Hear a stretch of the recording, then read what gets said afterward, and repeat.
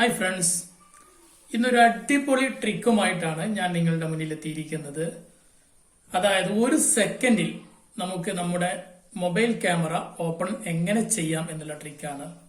നമ്മളൊരു കല്യാണത്തിന് പോയാൽ അതല്ലെങ്കിൽ മറ്റെന്തെങ്കിലും പരിപാടിക്ക് പോയാൽ നമ്മൾ ആദ്യം ചെയ്യുന്നത് അവിടെയുള്ള നല്ല നല്ല കാഴ്ചകൾ നമ്മുടെ ഫോണിൽ വീഡിയോ ആയിട്ടോ അല്ലെങ്കിൽ ഫോട്ടോസ് ആയിട്ടോ പകർത്തുക എന്നുള്ളതാണ്.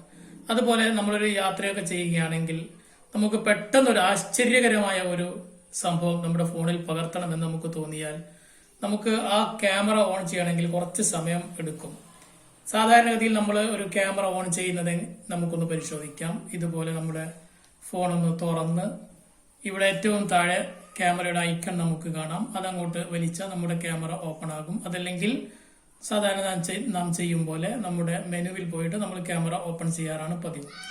പക്ഷെ അതിനു പകരം നമ്മുടെ വോള്യം ക്യൂ ഉപയോഗിച്ചുകൊണ്ട് അത് രണ്ട് പ്രാവശ്യം ഒറ്റയടിക്ക് പ്രസ് ചെയ്ത് കഴിഞ്ഞാൽ നമ്മുടെ ക്യാമറ ഓപ്പൺ ആകുന്ന ഒരു സിസ്റ്റമാണ് കാണിക്കുന്നത്.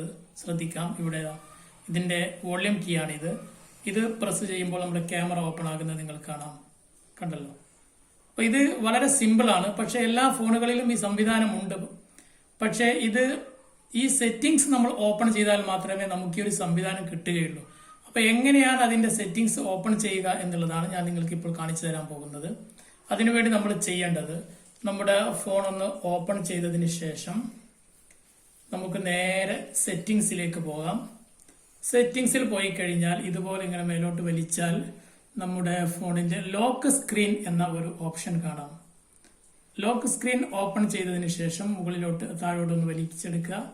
അവിടെ ലോഞ്ച് ക്യാമറ എന്നൊരു ഓപ്ഷൻ നിങ്ങൾക്ക് കാണാൻ പറ്റും. ഈ ലോഞ്ച് ക്യാമറ എന്നുള്ളത് നമ്മളൊന്ന് ഓപ്പൺ ചെയ്ത് കൊടുക്കുക.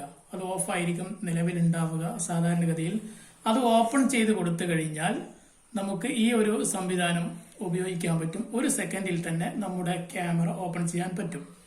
ഞാനിത് നിങ്ങളുടെ ശ്രദ്ധയിൽപ്പെടുത്തിയത് റെഡ്മി ഫോണാണ്. അപ്പോൾ ഈ ഒരു സംവിധാനം എല്ലാ ഫോണുകളിലും ഉണ്ടാകും. ചില ഫോണുകളിൽ സെറ്റിംഗ്സ് വ്യത്യാസം ഉണ്ടായിരിക്കാം.